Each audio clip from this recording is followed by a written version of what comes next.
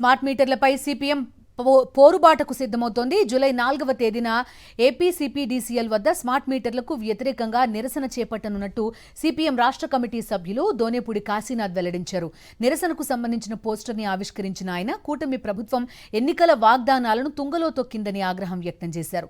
CPM నిరసనలో భాగంగా విజయవాడ నగరంలో ఇంటింటికి తిరిగి స్మార్ట్ మీటర్లకు వ్యతిరేకంగా సంతకాలు సేకరించనున్నట్టు తెలిపారు. స్మార్ట్ మీటర్లు పెడితే పగలగొట్టండి, మేం ఉంటామంటూ ప్రగల్భాలు పలికిన చంద్రబాబు, లోకేష్ ఇప్పుడు ఎక్కడున్నారని నిలదీశారు.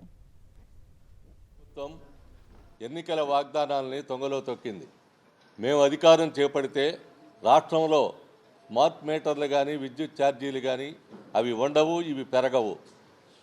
ఇది ఆనాడు చంద్రబాబు నాయుడు గారు చెప్పినటువంటి మాట. ఏరు దాటే వరకు